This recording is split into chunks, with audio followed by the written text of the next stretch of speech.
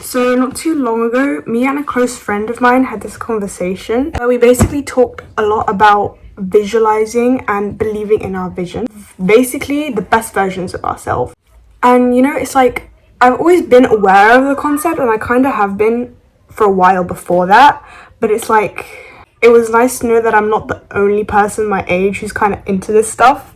Like, there's something so healing about that. You know, like meeting people with the same mindsets as you, because yeah, I have friends and yeah, we have similar interests, but I feel like having similar mindsets is different and it's not as common. So while we're on here, before I want to talk about the initial topic I wanted to talk about, I do want to say, if you are surrounded by friends or people who are not ambitious, run.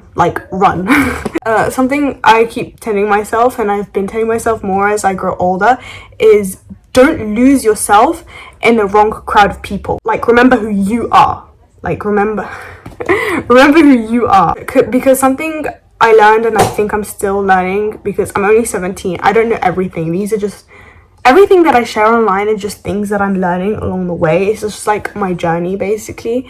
I don't want it to seem that I know everything, because I don't. But anyway, something I feel like I've learned growing up is that they weren't lying when they told you to choose your friends wisely. In my case, it was my parents, and of course Muhammad Sallallahu Alaihi Wasallam warned us about this as well. Yeah, especially when you're young, you can get influenced easily. You can get influenced easy anyway, but I feel like growing up and being young, you're more prone to that. I don't know how to explain it. Like, maybe I'm wrong because I'm still young myself, but that's what I feel like. And so don't get too close to people who are not where you want to be in life. You know how they say, like, you are the average of the five people closest to you? That's real.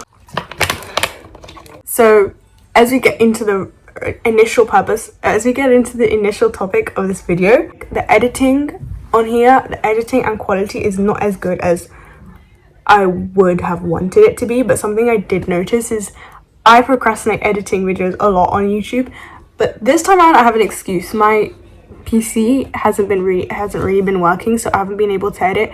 So the last video I posted, I was supposed to post months ago, and I posted it just the other day because I had to edit it on my phone. But I'm not gonna add to that procrastination. Like, I'm not gonna add to it by telling myself I need to edit this video. Like, I'm recording this on my phone front camera, and I'm gonna not really add too many edits to it. Cutting is enough. Like, cutting is already enough for me. Anyways, see, believe, achieve.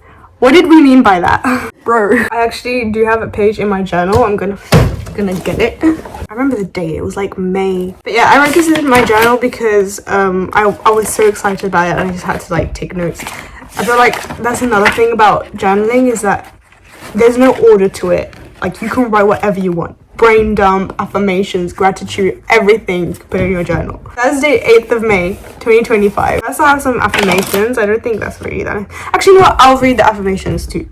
There's a version of me who's already achieved all of my big, crazy dreams. I am one step closer to my goals. And this last one, and the only reason why I'm sharing this is because this is a goal I'm still trying to achieve.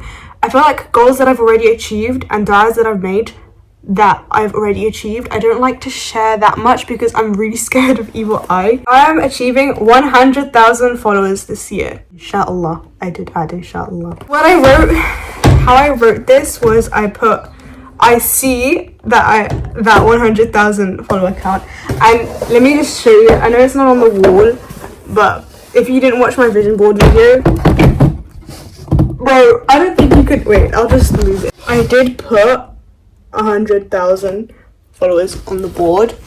I see the 100,000 follower count. I believe it's coming for me, just like, and then I listed a bunch of other things that I made dua for and that I did achieve. And then I achieved what I set my mind to, this, aka the 100,000 follower count. The point is I wrote this down, and I'm sharing with you the goal. I want my journey to be documented here, and that's why I decided to come on here and finally post. Yeah, I'm not really doing it for the views, especially YouTube. I don't really care so much about the views. But yeah, anyway, as I've mentioned, I've kind of always been familiar with the concept, with this concept. Like, basically the concept of believing in your goals in order to achieve them.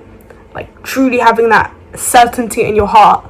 In Arabic, I think the word is yaqeen, having the yaqeen in your heart. Yeah, recently I've been digging deeper and like studying more on this kind of stuff, manifestation and dua and all of that kind of stuff, and it really intrigued me. Like, I'm really interested in it and I want to learn more, and I really want to implement it as well, which is why I'm documenting everything that I'm learning, and I'm still in the process of perfecting it. So you know how we have like influencers and authors and millionaires, they tell us we can't really fix our situation or change our situation until we change what is within ourselves, until we change our thoughts, basically.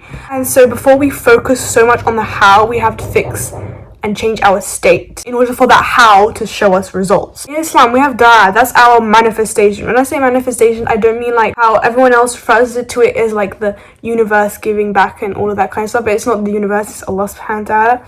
And I always find that so cool. Like when I'm reading books and they say like, if you do this, then the universe, if you give, then the universe will give back to you like multiplied. When Allah subhanahu wa ta'ala told us, when we give, then it comes back to us multiplied 10 times or more. They tell us to change what's within us, to see change. Well, this whole time Allah's been telling us He will not change the state of a people until they change what is within themselves. They say you need to release the heavy emotions in order to align yourself with that energy of attraction.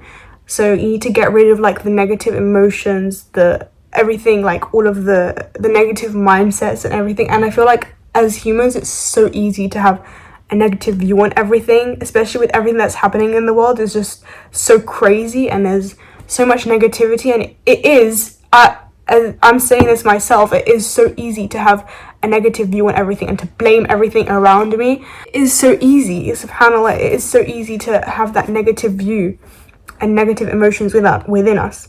They say that, you know, you need to release these heavy emotions to align yourself and be able to attract whatever wealth or whatever it is you want. Allah subhanahu wa ta'ala has given us istighfar for that. You know, what istighfar does is it gets rid of all the negative emotions and the guilt and everything from your heart. Like, it purifies your heart basically.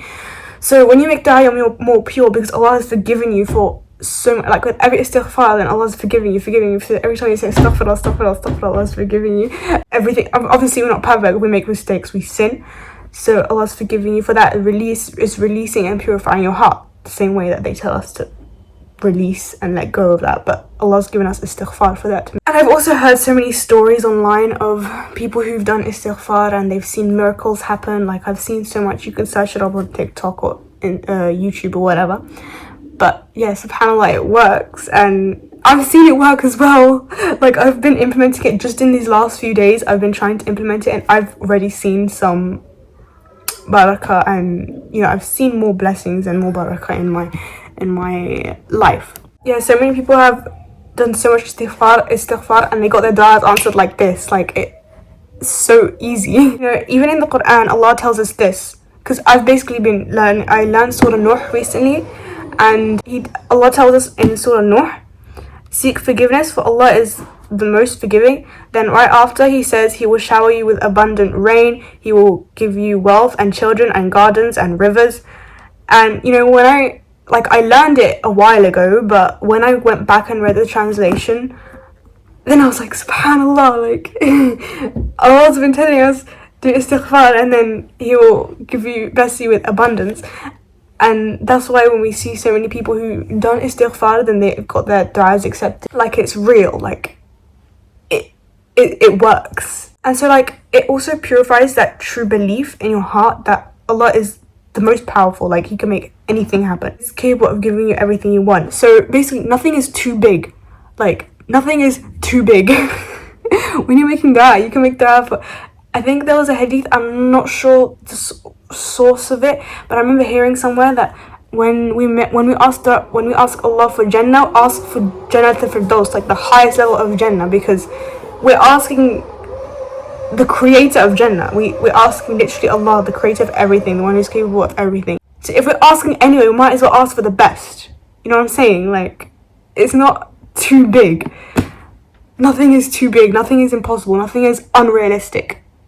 It's just, everything is possible. And once you hit that realization, again, this kind of also blew my mind, because we kind of forget this, you know? I feel like subconsciously we think things are astaghfirullah, but subconsciously sometimes we think things are too big or too unrealistic for Allah subhanahu wa ta'ala to give us. But Allah is not, like, nothing is too big for him. So if we live in this mindset, I don't want to say it's like shirk, because I'm not like a sheikh or scholar to be able to say that, but in my opinion it kind of is. But I don't know, but it's like you're saying that Allah's not good enough to be able to provide that for you.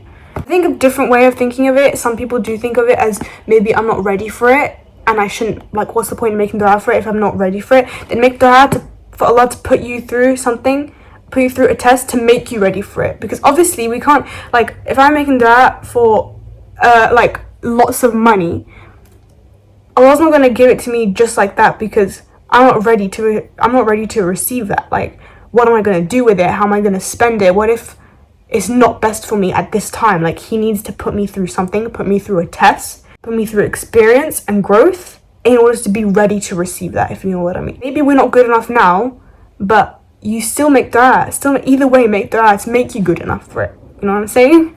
Something I wrote in my notes is, why are we believing in scarcity when we're worshipping the God of abundance? Like, Allah split the moon in half. I'm sure he's capable of giving you your, I don't know, dream car or whatever you want. As long as your intentions are pure, like, you don't have, like, the wrong intentions for anything. You know what basically what I'm saying is that in the belief is that you need to genuinely believe with your heart that Allah is capable of giving you what you want, basically. That's basically what I'm saying. Saying is that even when things don't look logical, you still have that certainty in your heart that everything is going to work out.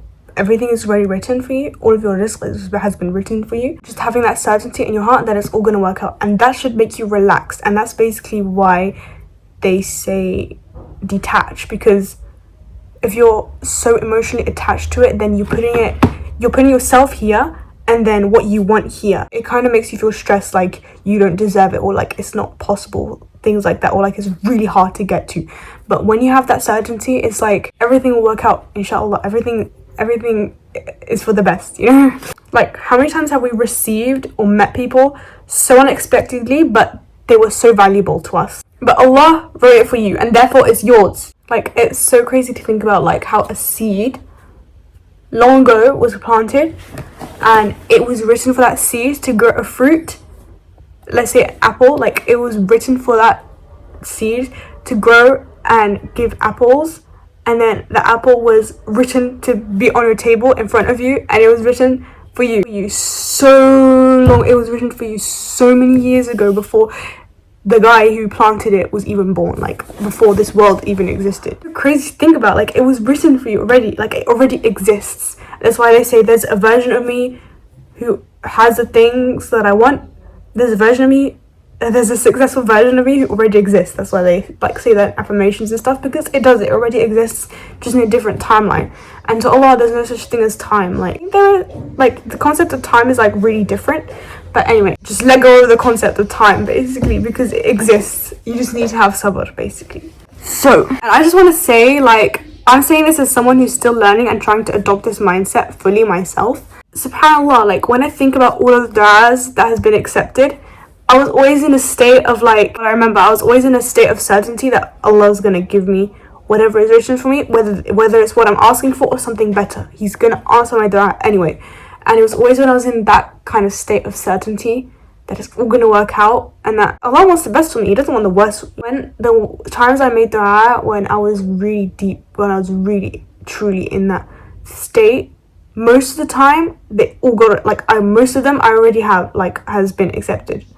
SubhanAllah, like, most of them have been accepted. So because of the moments I truly believed, they led to the moments I was able to achieve. Oh yeah, so far, like, basically, so far I talked about believing and achieving, but I forgot to mention seeing, which is like the first part. Seeing is basically visualization. I'm sure you've already heard a lot about this visualization and that kind of stuff. Visualize your goals in order to achieve them. And I do a lot of visualizing because it's fun and it's free and it's easy. It's easier than stressing so much about the how. Obviously, we need to tie a camel, but I have big goals, okay? Something else I recently learned is how Allah showed us visualization too. In the Quran, He's visually described Jannah to us, and Jannah is like our ultimate goal as Muslims. Obviously, we have worldly goals as well, but that's our ultimate goal. And in my head, it's like, if Allah's visually describing Jannah to us, He's showing us visualization. telling us to visualize our ultimate goal, which is Jannah.